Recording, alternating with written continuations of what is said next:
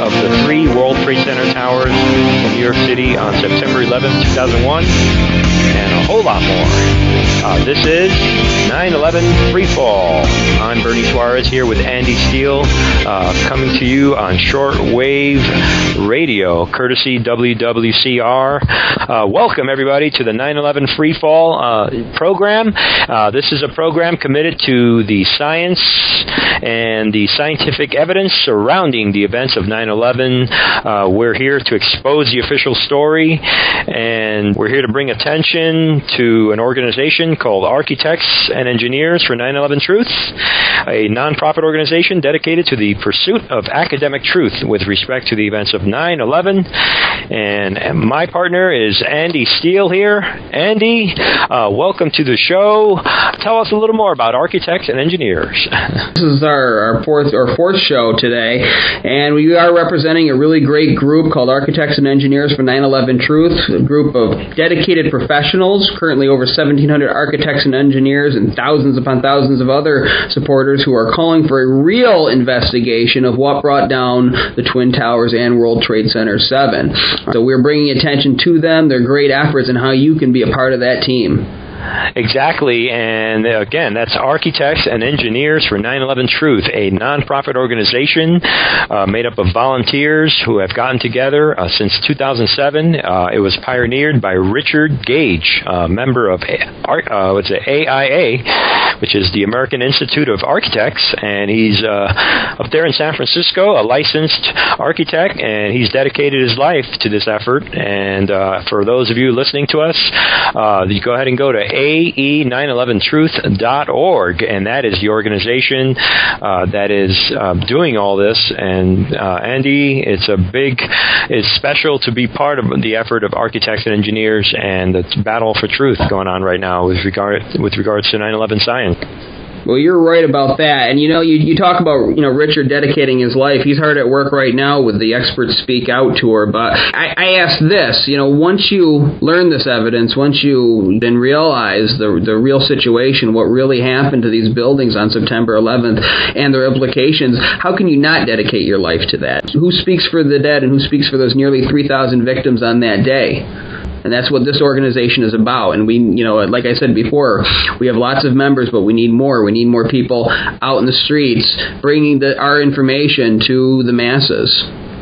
Exactly, and for those of you who do go to the website, go ahead and check out some of the buttons on ae911truth.org. We have links here for anybody who wants to get involved. There's a button that's on the left-hand side that says volunteer. You click that button, and there are a lot of ways of volunteering with Architects and Engineers.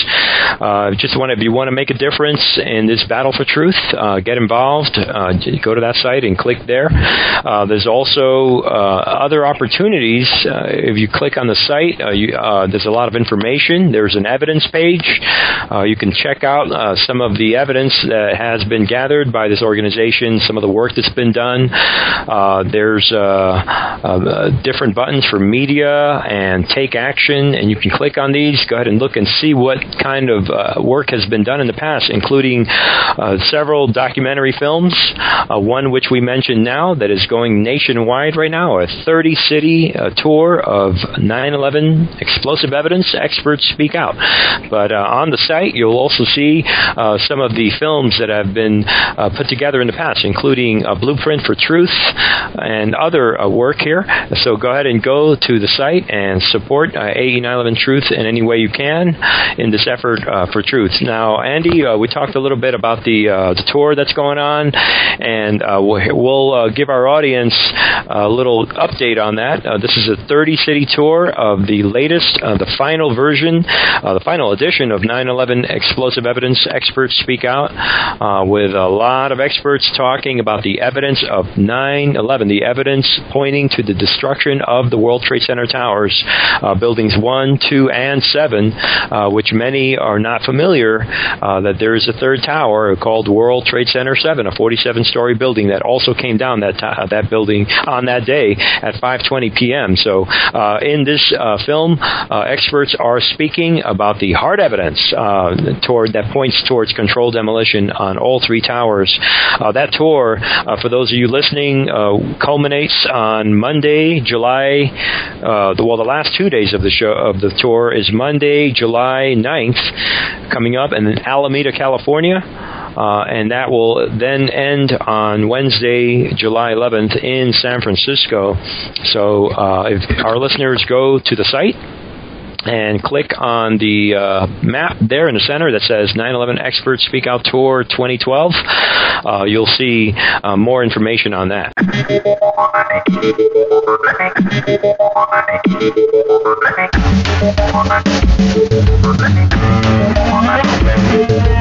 Hey, this is Andy Steele from 9/11 Freefall. If you miss an episode of the show, you can go to www.911freefall.com and listen to our archive.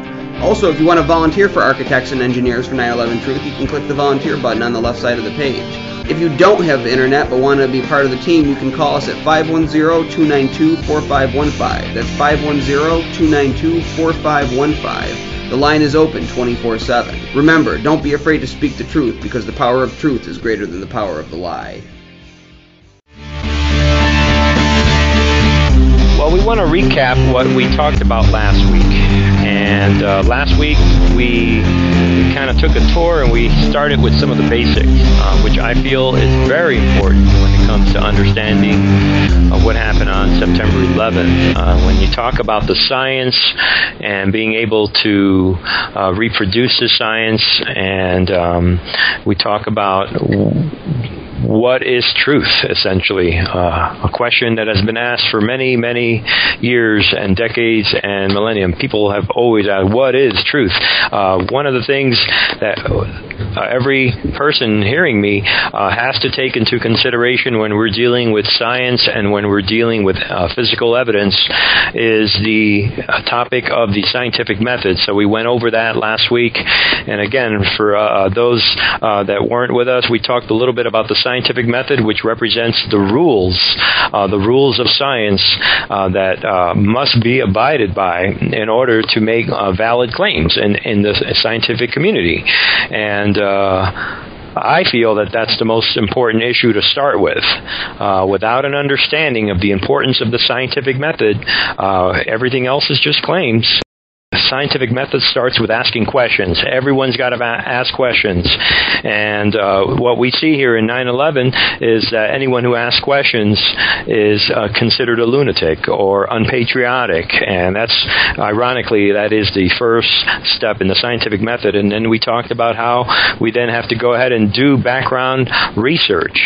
And then from there, we have to construct a hypothesis.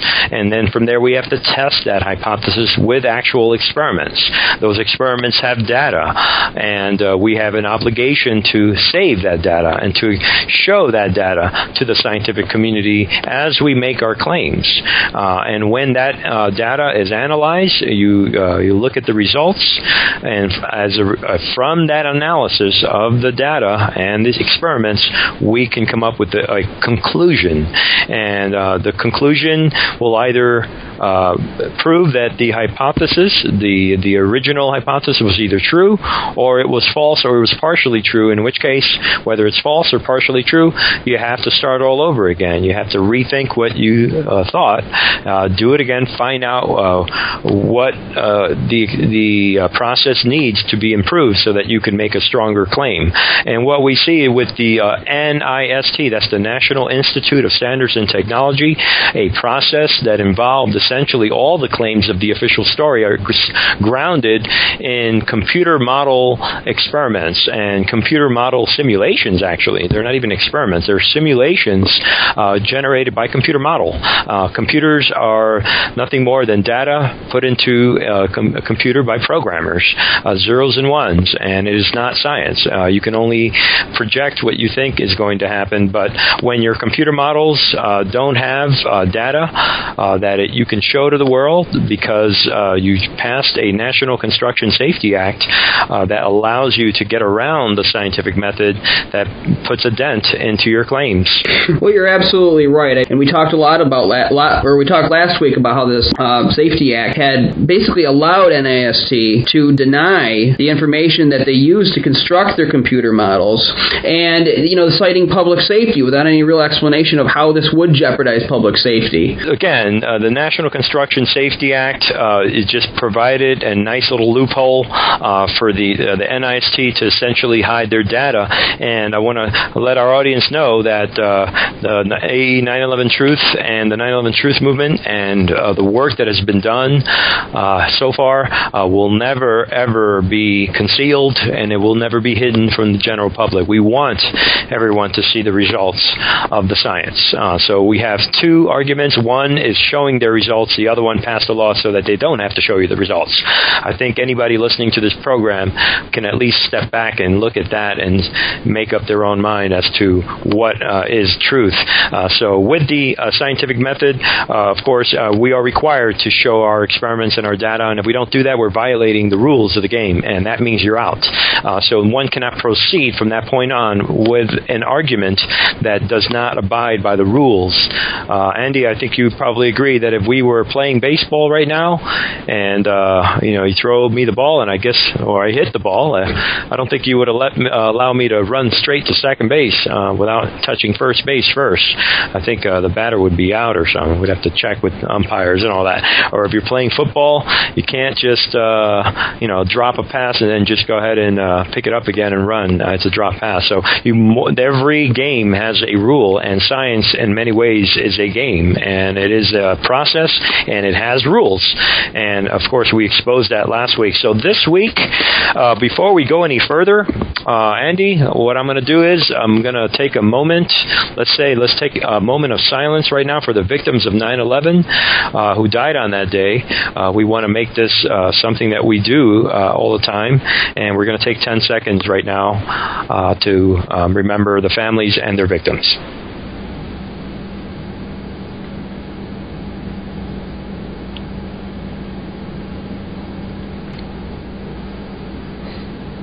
Okay, thank you. And we're not doing this to grab any attention, or this is just something I felt that we should do. 10 seconds is not a lot of time to remember the victims that died on September 11th, and we want to always remind ourselves that we're doing this as much for those victims and their families as well as for all of us. I think all of us, someone said in the Experts Speak Out documentary, someone says all of us lost something that day, and I want to echo that. Indeed, we all did lose something. So as we move forward, Andy, wanted to throw out a little question for everybody, and maybe in the future we'll set something up where people can respond to general questions. My question of the day today is, and I'm banging on my hand on the table here, I want to pose a two-part question to our audience, and we just talked a little bit about the scientific method and the National Construction Safety Act of 2002. My first, it's a two-part question, and the first one, it says, do you understand the importance of applying the scientific method? Do you understand the importance of the application of the scientific method? However you want to read that. That's number one. And number two, I want to say, it's a two-part question. And the second part is, should the United States government, or any government for that matter, be exempt from the basic principles and the application of the scientific method? Should anybody be exempt from having to apply the scientific method to their claims? Andy? Yeah, and the thing is, I don't want to lead the audience. Everybody who's listening out there needs to answer these questions for themselves. All I can do is give my own answer. And you were talking earlier about, using these analogies of sports, of running directly to second base, and that doesn't make it a fair game. Well, why not? Well, it's funny. The movement is called 9/11 Truth, and with a heavy emphasis on the truth. And I want to stress this with the audience. Nobody involved in this organization has any pre-planned agendas with it. Okay, nobody's coming out saying that it was that the controlled demolition brought down the World Trade Center towers and World Trade Center 7 because it's fun to come out and say that. These are the conclusions that have been reached by applying the scientific method. All right, there's a big difference between us and with what the agenda is on the other side. All right, we are out in the open. We make our evidence and all of our data known to the general public because the other side is looking to give you their conclusions, to push that on you, regardless of what the truth is. And so that's why they have to conceal. That's why they have to keep it hidden, because they fear scrutiny. All right, they fear the light of the public, and that's not what this country is about. As you know, this week is the 4th of July, and we celebrate independence and all of that. Our country is about being out in the open, not concealing what our government is doing, or in this case, with the data that our government is compiling to come up with their conclusion. And the public needs to ask that. What are they so afraid of? Why are they afraid of the scientific method? Why are they afraid of having their work analyzed just by the general rank and file of America, or rather America's scientific community? Right, and it seems to me that it's more an issue of social, for many people it seems, it's an issue of social acceptability. People don't want to be on the outside of the norm, of the perceived norm, Andy. And, I hypothesize that if the mainstream media suddenly came out tomorrow and said, there's evidence put together by 3 different scientific organizations. All 3 show evidence that indeed the World Trade Centers were destroyed by controlled demolition. A lot of more people would cross over and finally accept that truth if it was told to them by the media, because then it would be socially acceptable. And since both of us know that's not going to happen anytime soon, we do face a road of incremental victories, and it's a slow process for people to realize this truth, and which is a tough truth for many people to bear. It does represent a paradigm shift for many people. It's no one wants to think that their own government would do this or allow this or in any way give them information on every TV network out there that is not true. So people have a hard time dealing with this, Andy.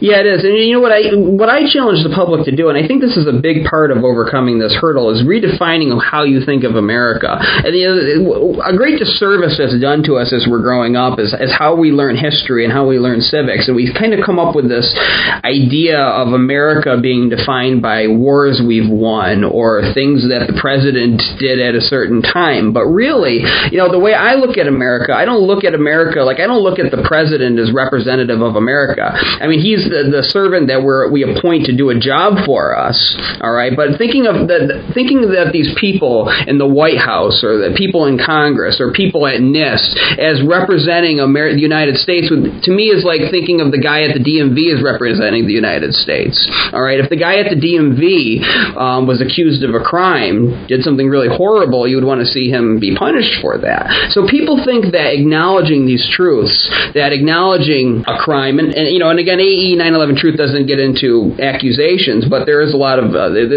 gravity attached to the research that we do. So people think that acknowledging this truth is somehow going to be hurtful to America or somehow going to damage us. But I say that no, actually getting it into the public light, the fact that this group of scientists were able to do this would show just how great America is. If we could acknowledge this reality, it would actually project national strength on the world and make us a better nation, and this would be the true spirit of America shining through. Oh, that's a good point, Andy. You talked about this, we're coming across the July 4th week, essentially, how important that is to bring up now. So it's good point to bring that issue up of how people see this issue of nationalism and the notion that somehow pointing to something that points back to the powers that be is somehow an unpatriotic thing to do rather than a patriotic thing. There's no question dissent has always been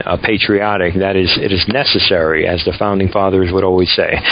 So good point to bring that up.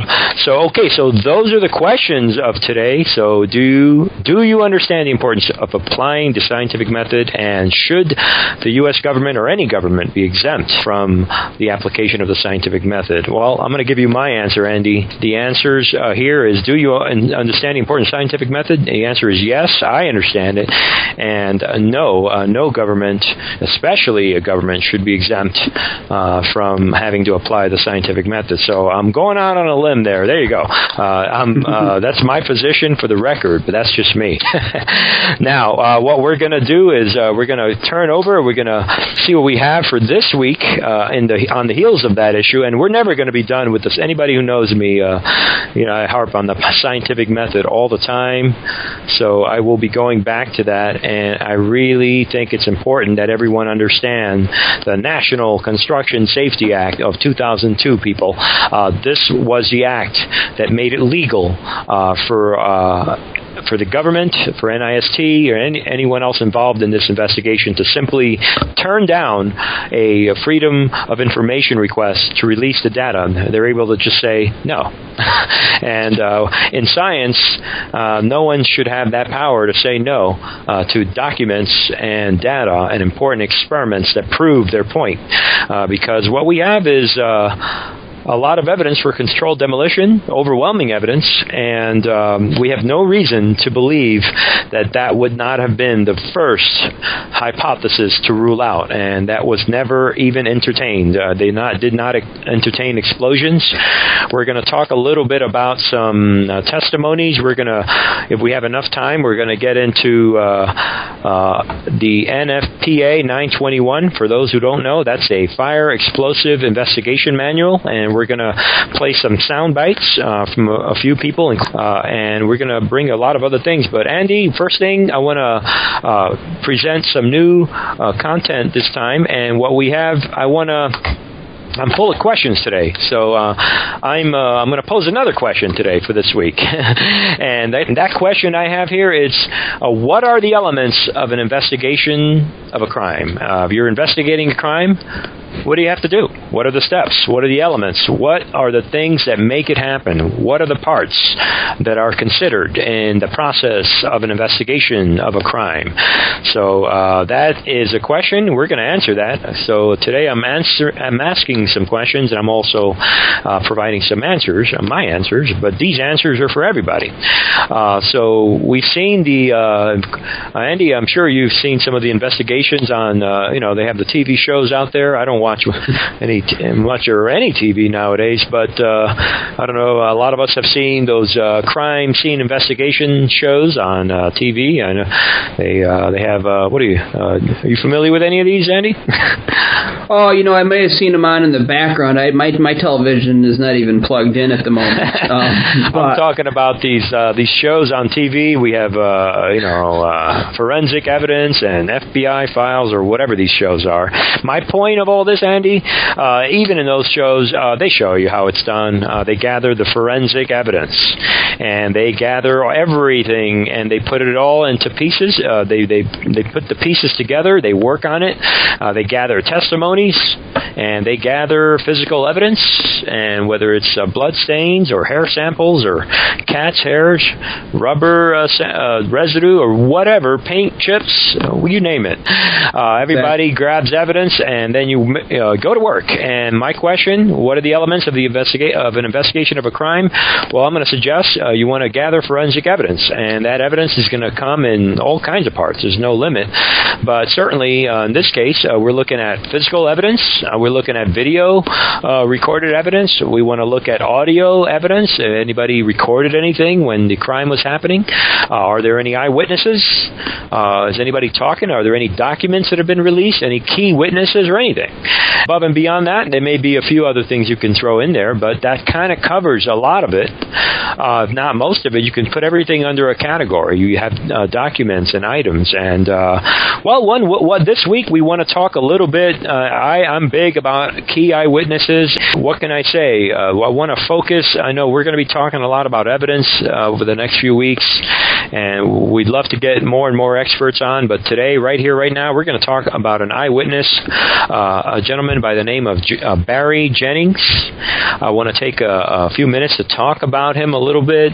Barry Jennings is essentially, I want to say it's the late Barry Jennings. He was a deputy director of Emergency Services Department, and that was in the Housing Authority in New York City. So this gentleman died at the age of 53.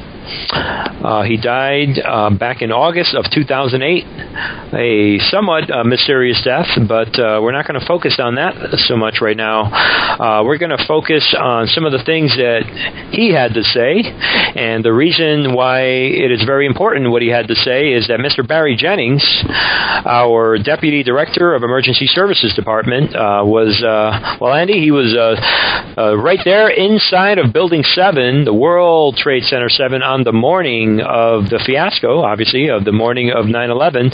Let's hear from Barry Jennings himself. My name is Barry Jennings. I'm 52 years old. I've worked for 33 years in one location. Basically, I said I'm married, father of 4. As I told you guys before, it's very funny. I was on my way to work, and traffic was excellent. I received a call that a small Cessna had hit the World Trade Center, and I was asked to go and man the Office of Emergency Management at the World Trade Center 7 on the 23rd floor. As I arrived there were police all in the lobby. They showed me the way to the elevator. We got up to the 23rd floor. Me and Mr. Hess, who I didn't know was Mr. Hess at the time, we got to the 23rd floor. We couldn't get in. We had to go back down. Then security and police took us to the freight elevators, where they took us back up, and we did get in. Upon arriving into the OEM EOC, we noticed that everybody was gone. I saw coffee that was on the desk. Still, the smoke was still coming off the coffee. I saw half-eaten sandwiches, and only me, Mr. Hess, was up there. After I called several individuals, one individual told me that to leave and leave right away. Mr. Hess came running back in. He said, "We're the only ones up here. We got to get out of here." He found the stairwell. So we subsequently went to the stairwell, and we're going down the stairs. When we reached the 6th floor, the landing that we were standing on gave way. There was an explosion, and the landing gave way. And I was left there hanging. I had to climb back up, and now I had to walk back up to the 8th floor. After getting to the 8th floor, everything was dark. It was dark, and it was very, very hot. Very hot. I asked Mr. Hess to test the phones as I took a fire extinguisher and broke out the windows. The firefighters came. They came to the window, because I was going to come out on the fire hose. I didn't want to stay there any longer. It was too hot. I was going to come out on the fire hose. They came to the window. They started yelling, "Do not do that. It won't hold you." And then they ran away. See, I didn't know what was going on. That's when the first tower fell. When they started running, the first tower was coming down. I had no way of knowing that. Then I saw them come back. Now I saw them come back with more concern on their faces. And then they ran away again. The second tower fell. So as they turned and ran the second time, the guy said, "Don't worry, we'll be back for you." And they did come back. This time they came back with 10 firefighters. And they kept asking me, "Where are you? We don't know where you are." I said, "I'm on the north side of the building," because when I was on the stairs, I saw north side. Excuse me. All this time, I'm hearing all types of explosions. All this time, I'm hearing explosions. When they finally got to us, and they took us down to what they called the lobby, because I asked them, I said, when we got down there, I said, "Where are we?" He said, "This was the lobby." And I said, "You got to be kidding me." It was total ruins. Total ruins. Now keep in mind, when I came in there, the lobby had nice escalators. It was a huge lobby. And for me to see what I saw, it was unbelievable. And the firefighter that took us down kept saying, do not look down. And I kept saying why. I said, do not look down. And we were stepping over people. And you know, you can feel when you're stepping over people. They took us out through a hole that I don't know who made this hole in this wall. That's how they got us out. They took us out through a hole, through the wall, to safety. And there you are, ladies and gentlemen. Powerful testimony from Barry Jennings himself. Again, this man was right inside of Building 7, and he clearly describes the explosions beneath him. The landing gave way, and I think a man knows an explosion beneath him when he hears it. What really just sickens me is the fact that why did I only hear about this guy in 2008? Now, I understand that there were probably people talking about him in certain corners of the internet before I personally came across this person's name, but the kind of testimony that he's offering, he should have been front and center at the 9/11 Omission Commission. And I jokingly use that word Omission Commission, but that's exactly what it was. If for no other reason than the fact that Barry Jennings' testimony was not included in the book that they published. Mm-hmm. Amazing. And it's a tragedy. I want to mention to our listeners, Barry Jennings, he gave his testimony about Building 7, and we're going to play a little more about that. We're going to play a little more in a minute. And tragically, 2 days prior to the release of the World Trade Center 7 report, Barry Jennings was pronounced dead. I believe he was pronounced dead in his hospital. I'm not too sure on the circumstances. And again, that's the mystery. There's very little information on how he died. Right 2 days before NIST releases its final report, sure enough, he dies mysteriously. And we're not going to speculate on how that happened or the timing of it, but it is a tragedy. And, he never got a chance to really have his day, but luckily he was interviewed by Dylan Avery, the producers of Loose Change, and he did get a very comprehensive interview from Barry Jennings as to what he heard and saw that day, and surely he was very thrilled to come out alive that day and come out in one piece. So we're going to play a little more about his from that interview right now. Let's listen into Barry Jennings. Well, I'm just confused about one thing and one thing only. Why World Trade Center 7 went down in the first place. I'm very confused about that. I know what I heard. I heard explosions. The explanation I got was it was the fuel oil tank. I'm an old boiler guy. If it was a fuel oil tank, it would have been one side of the building. When I got to that lobby, the lobby was totally destroyed. It looked like King Kong had came through it and stepped on it. And it was so destroyed I didn't know where I was. And it was so destroyed they had to take me out through a hole in the wall, a makeshift hole that I believe the fire department made to get me out. Me and Mr. Hess out. They called me down. Which one? They were doing I think it was part of the 9/11 Commission. So was it the hearings at the new school? No. I can't tell you where it was because. Yeah. Okay. Yeah. Oh yeah, that's right. But they called me down there, and they asked me the same questions that you guys are asking. And at that point, they said, "Okay, thank you." And they sent me on my way. And you told them pretty much everything you just told us. Yes. That you were in the building, got rocked by an explosion. Yes. All that. Yes. And you know that they didn't mention Building 7 once in the commission report. I told them that's where I was. No, that's where I was. But you know that they didn't mention the building at all. I didn't. I didn't give it too much thought. I thought they were just. doing an into report or an investigation on as to what happened. They got my point of view, and I haven't heard any more from them. No. The explanation that I got is about a fuel oil tank. No. I heard the explosions, and then the key thing was when the police officer came to me, he said we got reports of more explosions, so you have to run. Big talk. And that's after both towers have fell. Correct? Yes. Okay. When we made it back to the 8th floor, as I told you earlier. Yes. Both buildings were still standing because I looked one way, looked the other way. Now there's nothing there. When I got to the 6th floor, before all this happened, when I got to the 6th floor, there was an explosion. That's what forced us back to the 8th floor. Okay. Both buildings were still standing. Keep in mind, I told you the fire department came and ran. They came twice. Why? Because building Tower 1 fell, then Tower 2 fell. And then when they came back with all concern now, like, to get me the hell out of there. And they did. And then we got out of there. I got in the building way before, a little before 9, a little after 9. I didn't get out of there until like 1. Yeah, that's right. Because the news report with Michael Hess was approximately around 1 p.m. Mm-hmm. My mind is still there.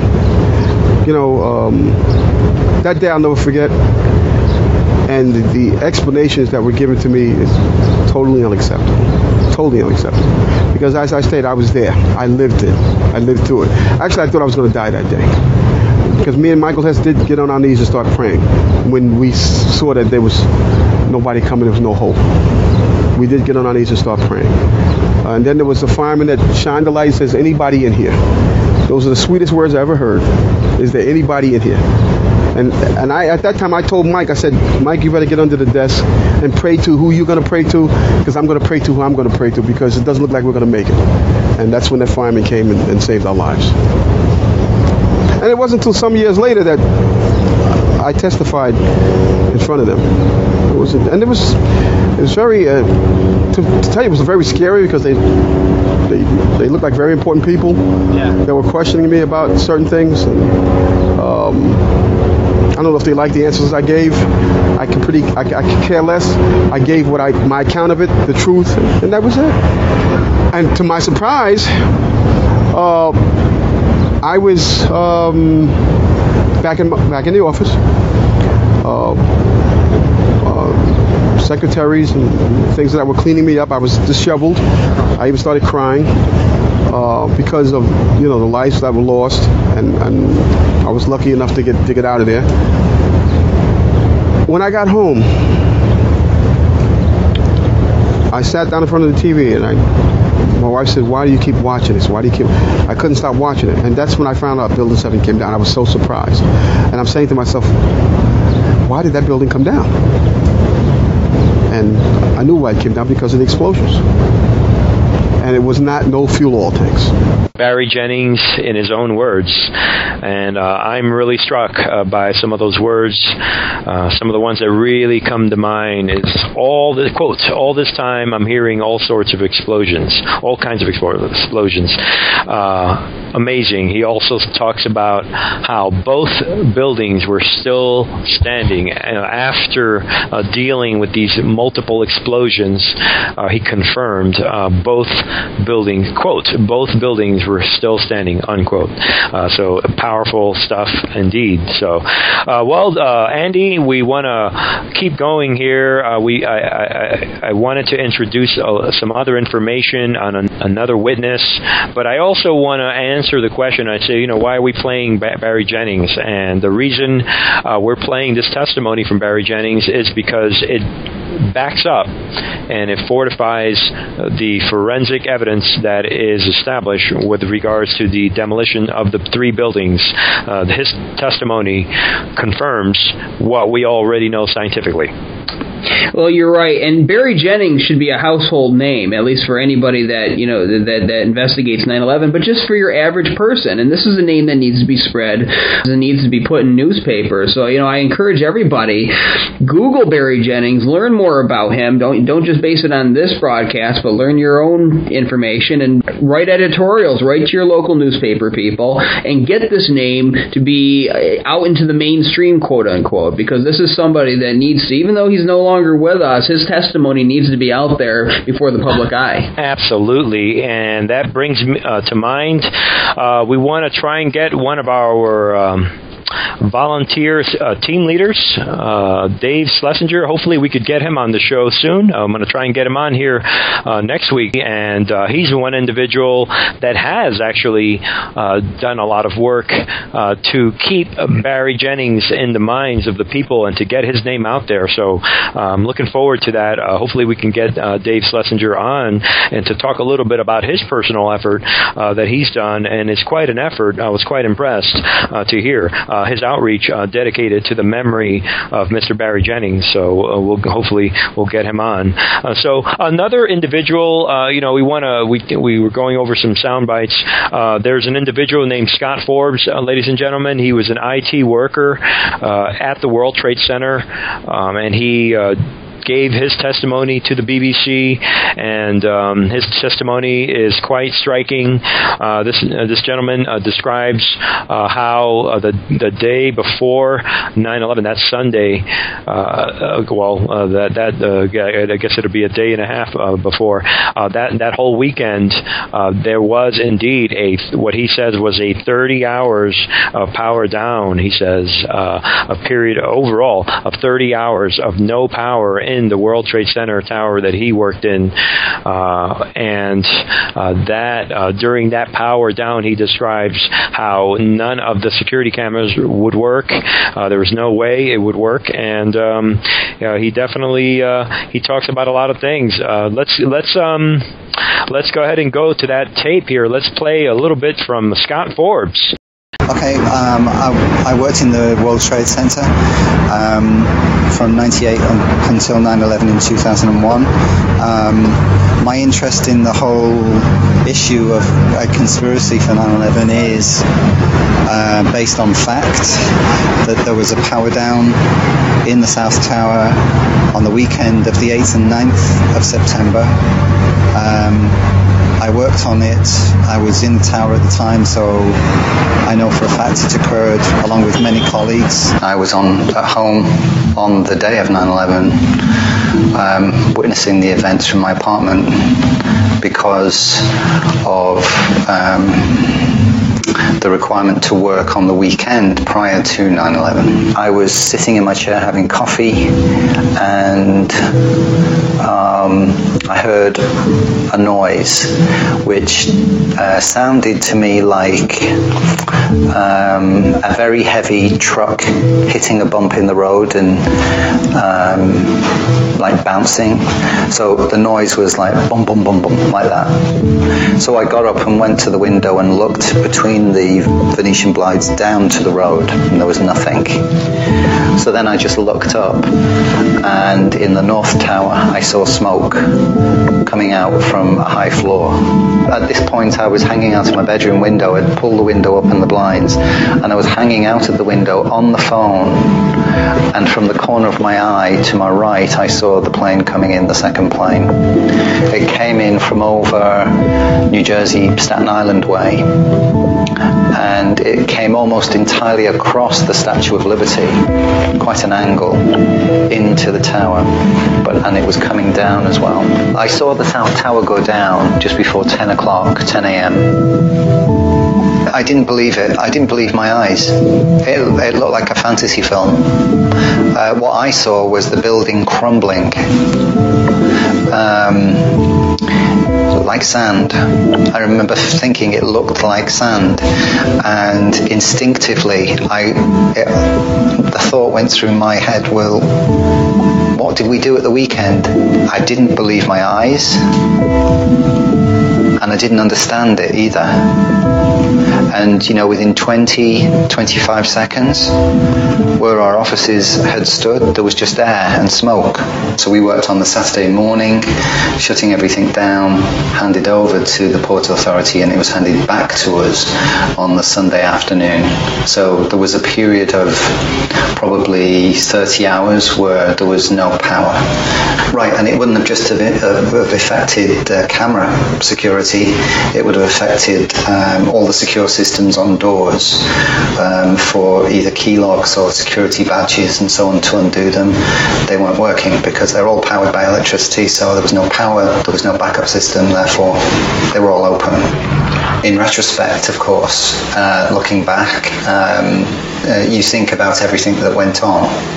The fact of the power down in itself was unusual. The fact that there were visitors to the tower, many in overalls, like engineers of some kind, wandering around the floors, carrying toolboxes and cables and so on. At the time, wasn't suspicious of it, didn't think anything of it. I guess my big thing is I'm not a conspiracy theorist. I don't like to be labelled like that. The information that I want acknowledged is factual, plain and simple. So, I don't have any clarion call for anybody. I just want the truth to be acknowledged and explained. When I tried to register the information with the 9/11 Commission thereafter, and when I pursued it with the Port Authority to acknowledge it, and the information was not registered by the 9/11 Commission, and it was not acknowledged by the Port Authority and is now denied by the Port Authority. The power down took place. There it is, ladies and gentlemen, Scott Forbes in his own words. Amazing stuff. I just get chills listening to this, and he's about as sincere as anybody else. It's amazing when you see these ordinary people, Andy, and they're not looking for credit. They're just saying, "Hey, I'm just saying what I saw." There's nothing. I think we all have an inclination to be honest with ourselves, without any political motivation or without looking for credit.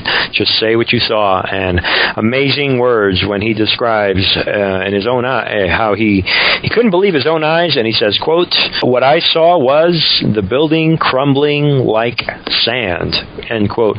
And that's a great description of the collapse, like sand. Well, you're right, and this is one of the crimes where we can all see the same thing. We can all see the crime taking place in front of us. But what we were denied was testimony like you're hearing on this show, maybe a lot of you for the first time. Very startling testimony. And I talked about this last week. This is a criminal investigation. This is a murder investigation. And this is typical of any kind of murder investigation, that you would bring witnesses like this out to give their account of what they saw. Absolutely. And that's the reason why we're here. And we're going to continue to be here. And we're going to keep bringing everybody the truth of 9/11. We have a lot of material to choose from. We've got 11 years of censorship of the truth. A lot of work has been done by a lot of people. We have a lot of first-hand eyewitnesses, testimonies. A lot of this anyone can view on YouTube. You can go right to YouTube and or go to do a search on the internet and type in 9/11 Truth testimonies, Barry Jennings, Scott Forbes. You get all this stuff online. This information is never going to go away. And I know it's been 11 years, Andy, but we're going to keep fighting, and we're going to keep exposing this because the information doesn't change. We don't have to rehearse our answers as the opposition does. They constantly need to change their explanations for things. We've talked, I've had all kinds of, for years, conversation with individuals that don't want to believe that 9/11 was an inside job, or they don't want to believe that the buildings were destroyed by controlled demolition. They want to believe the official story, even if it doesn't fit. And I've heard every imaginable substitute excuse or explanation for the explosions, including debris falling and all kinds of stuff. That just explosions are explosions, and I think anyone knows an explosion when they hear one. At least the New York City firefighters do, and the New York City Police Department do, and New York City deputy directors of emergency services for the New York City Housing Authority, people like Barry Jennings and many, many others like him, know what an explosion sounds like. And Scott Forbes knows what a building looks like when it goes from concrete to sand. Solid state-of-the-art building disintegrating to sand right before your very eyes. A very big difference between a building that's been pulverized versus a building that simply collapses. You're right about that, and you mentioned about how the evidence is not going to go away. Well, we're not going to go away either. And 9/11 Truth is it's not some guy just writing something on the internet with his own theories. This is a collaborative effort of countless numbers of individuals who have, as the government says, they see something, they're saying something, and they've done their own research. Different people have talked to different witnesses, like the ones we're bringing to you now, Barry Jennings and Scott Forbes. And so this is research that's been put together by an army of different people with the same purpose, is to bring the truth about 9/11 to the general public and see something done about it. And too many times I hear folks say, if this was a controlled demolition, it would have come out by now. Well, it is coming out to you. You're hearing it now on the radio or on the internet. It is coming out. Oh, absolutely, and it's out, all right. I see it out. It's out. The truth is out there, and people are getting this. People are waking up everywhere, and the mainstream media is not on board, although we can't totally say that. We had segments, thanks to Geraldo Rivera at Fox News last year, had a change of heart after he heard about architects and engineers and heard about this effort that we're talking about. So we want to commend Geraldo Rivera on that. He mentioned in his show back in, I believe it was about a year and a half ago. So people can Google, do an internet search on that too. Just on how he explicitly changed his mind after hearing about the architects and engineers not agreeing with the official story. So it's getting out there, but that was a rare instance. The mainstream media is stonewalling the truth, and you got to pick up and become the media, and that's part of why we do this and why we're here, coming to our audience on shortwave radio with this program to get the word out there. We each have an obligation to get this truth out there for whatever it takes. Do it, if not for yourself, if not for your neighbor and your friend next to you, then do it for the future generations ahead of you. They deserve better than to be given a world where everything is controlled due to an event that was staged probably in the best case scenario, a staged event. Who knows what the worst case scenario is? An event that is simply not like the mainstream media and the establishment describes. You're right about that, and it takes a lot of personal courage to come out. And just talking to people out there, we always encourage you to join a team with Architects and Engineers for 9/11 Truth, but I also talk about, if you don't have time to do that, part of spreading the info is telling somebody to watch a movie with you, or going out and having personal conversations. It's funny when you talk to people, whether they be famous or mildly famous, in the case of like local news reporters, it's funny when you're off the record and talking to them in a personal setting, how the truth of what they really think comes out too. And a lot of people, when you talk to them, have questions about the truth of September 11th, on varying degrees, but everybody, I would say probably about 90% of the people I talk to have questions about the official story and would support a new investigation. And that's really what Architects and Engineers for 9/11 Truth appeals to, is this first step of the scientific method is having questions. Absolutely.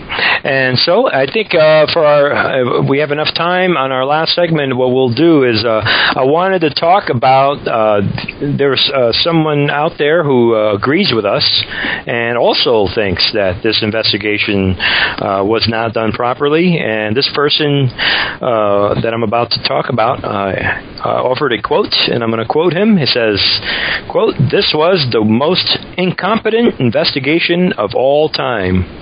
And who said that? It's a gentleman by the name of Eric Lawyer, and he's a person who's been out there. He's supporting the truth movement. He founded the firefighters for 911truth.org. You guys can go there. Our audience can check out that site and see not only are we talking about architects and engineers for 9/11 Truth, but there's also firefighters fighting for 9/11 Truth. And I just wanted to talk a little bit about Eric Lawyer. What we'll do, and maybe we'll pick this up on the next show. We want to first of all, we want to mention a manual called the NFPA 921. Now, Mr. Eric Lawyer talks about this manual all the time, because this manual is a fire explosive investigation manual, and it is updated periodically. I don't know if they update it every year or not, but back in 2001 there was one that applied for things at that time, and from that manual, the NFPA 921, it actually provides all the instructions that you need on how to handle fires and how to clean up fires and how to deal with these catastrophes, including the cleanup process and how to fight the fires. And in that manual clearly addresses a lot of issues with regard to what now we know was an illegal cleanup job at the World Trade Center. None of the guidelines outlined on the NFPA 921 manual were observed. And I didn't know about this until about a year and a half ago or so, when I heard some of Eric Lawyer's testimony. The NFPA 921 clearly outlines the rules. Here we go again with the rules to the game. But unfortunately, there are rules to the game in radio, and we're almost about out of time, Andy. So we'll talk a lot more about that next time. But we'll get a little bit more into that, and maybe we'll play some sound bites from Eric Lawyer. And I think it's pretty powerful stuff. I was listening to it last night, Andy. It's amazing stuff how he talks about the rules. This guy is a dedicated firefighter. He knows the rules of the manual, and unbelievable stuff how he describes how all the regulations, just how it's outlined in this manual on how to treat fires, superheated fires. They knew they had molten metal there, and they had superheated fires, or even a suspicion of superheated fire. They were not supposed to get rid of any of the evidence. Instead, particularly with Building 7, practically all of the debris was shipped away, all the evidence destroyed. Amazing stuff. So we'll definitely talk some more about that next time. Unfortunately, the whole subject itself, it can't be contained within an hour, so that's why you need to keep on tuning into this show every week or looking it up on YouTube and listening, because, we're going to be bringing you a lot of information, and for some people, this may be information you've never heard of before. Exactly. All right. Well, so we want to remind our audience again to go to ae911truth.org and check out Architects and Engineers. We mentioned firefighters for 911truth.org. Go ahead and go there and see what the firefighters are saying about this whole thing, because about 343 of them died on that day. So let's remember those firefighters who gave their lives fighting to save people's lives. Again, feel free to go to that website and check out the tour. If you happen to be in West Coast here in California, go ahead and check out the last 2 days of the Expert Speak Out Tour, which again wraps up Monday, July 9th in Alameda, California, and Wednesday, July 11th in San Francisco. Those locations are posted on the website there. For those of you who are interested, go ahead and go and click on the link with the map here on ae911truth.org. There's a map there that says 9/11 Expert Speak Out Tour 2012. Go ahead and click on that, and there's your information. Support the organization, of course. There's an easy way to go to the site and donate. Just go there and click on one of the buttons there for taking action and donating and all that. So all that stuff is on the site. All right. Well, Andy, it's been a great time. We'll come up with some new questions, and maybe we'll set up an email address in the future where people can go ahead and write and send us their answers to questions. We're going to pose some other questions in future shows, and we're going to keep everything rolling here. And what else do we have? That's about it. This is Bernie Suarez. I'm here with Andy Steele, and this is 9/11 Free Fall.